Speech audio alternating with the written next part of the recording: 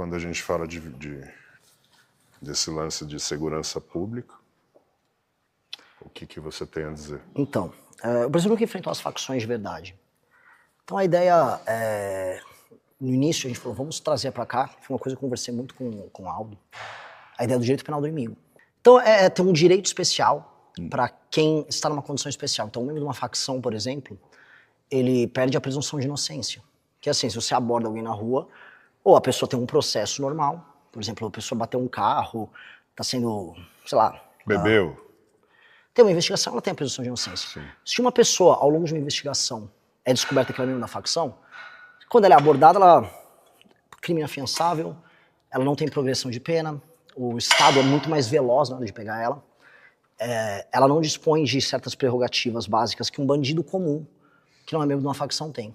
Isso permite que o Estado seja muito mais eficaz na destruição da facção criminosa. E hoje isso não acontece. Hoje um membro de uma facção, por exemplo, é pego e é como se ele fosse um preso comum, ou um membro, ou uma pessoa comum que cometeu um delito, um crime. Então a separação que a gente faz, através da lógica do direito penal do inimigo, ela permite uma velocidade e uma eficácia do Estado similar ao que certos estados têm quando vão combater organizações terroristas. Por exemplo, os Estados Unidos, quando detecta que alguém é da Al-Qaeda, sabe? Sim, claro. E essa é a primeira coisa. A segunda é o entendimento de que mesmo com isso, não é o suficiente. E por que não é o suficiente? Porque as facções, elas já tomaram... Vou botar aqui em percentual, vamos botar... Tem 40 milhões de pessoas que vivem 25% geralmente. Sob o jugo do crime organizado. Sim. Ou seja, as pessoas têm que alterar a dinâmica de vida delas, tipo, o jeito que ela sai de casa, a regra, se ela pode usar um Uber ou não. Agora mesmo na Rocinha, no Rio de Janeiro, o Comando Vermelho passou uma ordem, se você pedir qualquer aplicativo, Uber ou Uber Moto que tem, você toma tiro. Aí deram uma surra de paulada no morador numa favela lá no Rio agora, porque ele não obedeceu isso. Ele acabou pegando um Uber, ele achou que o Uber ele já estava fora da área do Comando Vermelho. Aí o Comando Vermelho, não, aqui não pode. Deram uma surra de pau no cara. Eles têm um próprio sistema também agora de aplicativo? Tem. E eles estão, assim como quase de todos os outros sistemas de internet, gás, essas coisas, eles já que é onde está o faturamento milionário deles.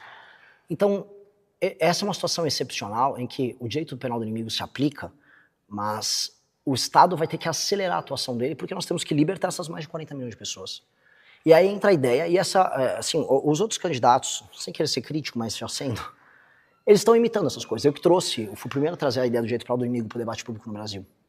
E aí agora os outros estão falando, beleza, ótimo, que todos falem. Agora, a da guerra contra o crime especificamente eu não vi ainda. Que é colocar em estado de defesa, que é um status especial que existe dentro da Constituição, favelas e cidades que estão sob o comando do crime. E aí, com o auxílio das polícias e das Forças Armadas, o governo federal e os governos estaduais entrarem, tomarem esses lugares, colocarem um quartel específico, e aí você sair prendendo, ou, se for o caso, passando fogo nos membros das facções. E ali você liberta essas pessoas. Com uma legislação, aí sim entra o direito penal do inimigo já válido, montar uma nova facção passa a ser muito penoso, passa a ser muito difícil. E é uma guerra que duraria no mínimo 2 anos. Buqueilizar o Brasil. É isso. É fazer o que ele fez e entendendo que o Brasil é diferente. Por exemplo, você vai pegar o PCC. O PCC ele opera no Porto de Santos, opera na Baixada Santista, opera lá para Mato Grosso do Sul com a entrada da droga. Ali você vai ter que usar aeronáutica para pegar os aviões que entram com a droga pela Mato Grosso do Sul. Você vai ter que vai ter que tomar a Baixada Santista inteira. Você vai ter que fazer uma intervenção no Porto de Santos. Então, com o PCC é uma estratégia. Comando Vermelho é recuperação de território. Toma as cidades deles, é igual jogar War. Então, o governo federal vai ter que fazer uma super estratégia articulada. E esse é o mérito principal do nosso plano. A gente articularia com os governadores e o governador que não quiser ajudar, a gente faz uma intervenção no estado dele. Vou dar um exemplo. Bahia e Ceará, os governadores não... Acho que eles não cooperam na luta contra o crime. Na verdade, minha experiência nesses 2 estados, o que mais me parece é que eles cooperam com as facções. E aí eu tenho que ser cuidadoso, que eu já fui condenado por falar desses governadores, mas eles... sendo cuidadoso, assim, para não tomar processo... eles meio que utilizam as forças policiais para fazer outras coisas que não combater o crime, vamos colocar assim. Teve uma cidade que eu visitei, essa até vale vocês fazerem um IRL, porque parece videogame, parece que está naquele Red Dead Redemption. Esse mesmo. Muito bom esse jogo. E é uma cidade fantasma, parece uma cidade de Velho Oeste, é uma cidade antiga, lá no Ceará. Pedi até pra achar o nome da cidade certinho, eu sempre esqueço o nome dela, aquele vilarejo que a gente foi. Morada Nova. Qual? Morada Nova. Morada Nova? Fantasma? A Cidade Fantasma. Morada Nova. Morada Nova. Ela é um distrito de uma outra cidade. Você chega lá, por que parece um filme de terror? Todas as luzes estão ligadas na cidade. Tudo. A quadra da cidade está ligada, tá tudo ligado. Você fala, então tá acontecendo alguma coisa. Não tem uma pessoa. O Comando Vermelho tomou a cidade, e aí o que o governador fez, que essa foi a parte que mais me revoltou, o governador usou a polícia para escoltar as pessoas para fora. Então a polícia foi chamada, não para pegar os caras de pau, foi chamada pelo governador e falou, retire a população daqui. E aí o Comando Vermelho tomou a cidade. E ali virou uma base do Comando Vermelho. Quando eu fui lá, o Comando Vermelho já tinha sido expulso para os arredores. E a cidade estava só vazia. E aí você andava na cidade, tipo, 11 da noite, meia-noite, um jumento andando sozinho na rua, porco andando na rua, os cachorros das pessoas que ficaram abandonados andando. Cena de filme, assim, ou de videogame, sabe? Animais vagando ali. Animais vagando, um único morador, que era um bêbado, tomando uma cachaça sozinho à noite na rua. Então, isso realmente acontece. Essas coisas não... Elas estão muito mais presentes no dia a dia do que a gente imagina. Sim. O Nordeste, nós então... Nós tivemos essa noção quando nós subimos para lá, impressionante. Não é? A região Norte e Nordeste... O quanto é largado. O quanto é largado. E os governadores daquela região, eu até tenho uma polêmica comigo que eu falei, os políticos do Nordeste não prestam. Os governadores da região realmente não fazem nada para evitar. Absolutamente nada. O Comando Vermelho toma uma cidade inteira e o governador tá nem ligando. Então, nesses lugares, se o governador não quiser, a gente vai fazer. Então, essa é uma dinâmica de combate ao crime organizado que vai ter um resultado em todo o resto. Porque o ladrão de celular, vamos dizer que o cara roubou o teu celular, ele vai ter que entregar esse celular para alguém, que é o receptador. O receptador já é da facção. E o ladrão de celular, se for pego pela polícia, vai ter que contar com a facção. Então, você não tem mais um ladrão de celular que não seja um faccionado. Então, você destruiu o aparato da facção, você faz com que o roubo dessas coisas se torne menor. Roubo de carro também. Então, você vai diminuir muito o crime em geral, acabando com as facções. E aí tem outras coisas. Eles têm que mexer muito na... Depois que você fizer essa série, você vai falar... eu vou perder o fôlego, não vou conseguir falar. Mas vamos lá. É foda. Mas você vai falar assim, mais devagarzinho. Aqui eu já não aumento mais o peso. Você vai fazer a mesma carga. Que é uma coisa boa que podia usar para os debates. Faz uma série de perna todos eles e tem que responder a pergunta. 9, 10, 11... Deu. Espera para sair. Respira, recupera. Aí você vai levantando. Não acelera, eu sei. E você já tem um perfil acelerado, né? Então aqui o legal é que eu forço o seu autocontrole. Para poder dedicar esse nível de energia para onde eu preciso. Você vai dormir, você vai ficar com essa vozinha do Gil. Devagar. Controle esse controle. É gigante aqui, né? Uma massa de carne.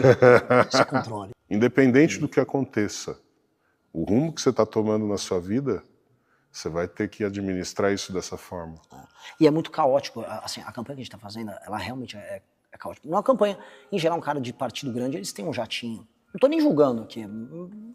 Eu adoraria ter também. Faz uma diferença, assim... Você está usando fundo eleitoral? Não.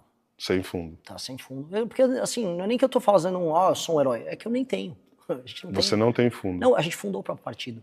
Então, o partido é nosso, ele foi fundado no final do ano passado e ele tem 0 de dinheiro. Então, o que a gente tem é de doação.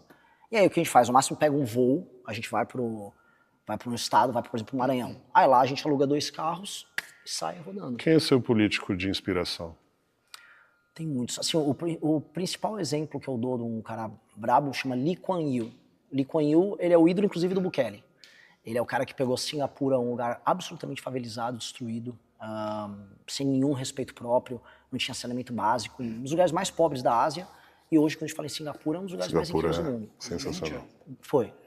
Assim, ele pega a prova ali nos anos 60, já nos anos 80 já era um negócio admirável. 2010, você já falava, cara, eles ultrapassaram os Estados Unidos, Japão, China, todos os índices de educação, produtividade. E hoje é um super lugar. Não tem você pode lamber o chão, ninguém joga uma bituca. Inclusive as leis, né, com relação a isso. Super duras. Jogou uma bituca de cigarro, você vai ser multado. Que é o que eu acho que o Brasil precisa. Índice de saneamento, na década de 60 e 70, era no Brasil.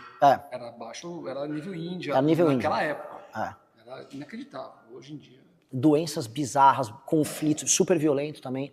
Então, esse cara, eu acho que esse cara foi o maior administrador político do século XX, isso com certeza. E é o maior case. E o Bukele, tu não fala do Bukele na parte de segurança. No fundo, o Bukele está querendo fazer lá, em El Salvador, o que ele fez em Singapura, que é o que eu acho que a gente precisa para o Brasil. No Brasil, assim, a indisciplina do brasileiro tá desde da bituca de cigarro, do lixo no chão, da favelização, que a favelização começa aqui antes de acontecer Não tem como achar a favela bonita. Não tem.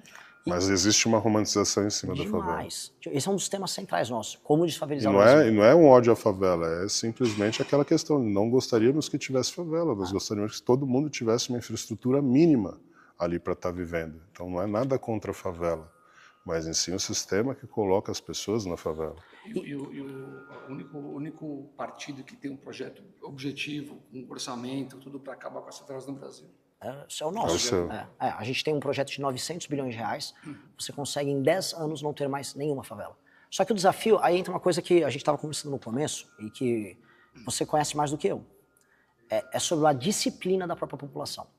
Então, eu vou falar coisas que as pessoas no início vão discordar, mas que foi feito em Singapura. Por exemplo, se o cara pichou alguma coisa, ele tem que ser preso por muitos anos e tem que ser crime inafiançável. Se o cara joga lixo na rua, pega o saco de lixo dele e taca, igual eu vi acontecer no Maranhão. Maranhão, cenas que eu vi, tinha uma favela chamada Coroadinho, o cara chegava com um saco, com o cachorro morto dentro do saco. Ele pegava o cachorro de estimação dele, ele jogava assim no meio da rua. Um cara desses, ele tem que ser preso. E esse é o tipo de punição. Porque em Singapura é assim, vai ter uma restrição de liberdade para o cara gerar primeiro o fator medo. Sabe o que a gente está falando? Às vezes, para você começar a fazer exercício... Só respeito que você tem medo. Exato. Do medo, aí ele começa a criar um hábito. Do hábito você cria uma cultura. E isso é uma geração de disciplina. E eu acho que para a gente desfavelizar, eu tô falando de desfavelização mental do brasileiro, a gente vai precisar fazer isso. E a gente vai precisar de muito apoio, porque toda a lógica brasileira é uma lógica sobre relaxo, sobre esculhambação. E a gente tem que quebrar isso. Eu sou a favor de pena de morte. O problema é que tem que alterar a Constituição. E não é só alterar, porque dá para alterar a Constituição hoje, ela é cláusula pétrea, tem que fazer uma outra Constituição.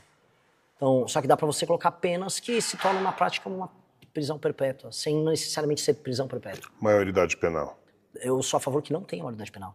Seria o seguinte, crimes comuns, beleza, até 14 anos, a pessoa cometeu o crime comum, a partir de 14 ela vai presa igual um adulto. Agora, se um menino de 11 anos estupra e mata uma senhora de idade, como tem casos que acontecem, ele tem que ser punido igual um adulto. Se ele teve força para cometer aquele crime, ele tem que ser punido igual um adulto. E assim, Estados Unidos tem julgamentos especiais para jovens psicopáticos que cometem crimes assim. Crimes hediondos não tem maioridade penal. Porque só jogar para 16, você só diminuiu um pouco o campo do problema. Você diminuiu a janela em 2 anos. Só que ainda haverá o problema. Vamos puxar agora a janela para esses meninos de 14. Que é o que vai, mas é óbvio, só vai acontecer a cooptação antes. Então, joga para 14, porque antes disso o menino já começa a ter muita força física, não é a mesma coisa. Não tem nem a cabeça para o cometimento do crime. Agora, há os casos excepcionais. 2. Lembra da respiração. 3. 4. 5. 10. 11. E 12. Muito bem. Fechou. Vamos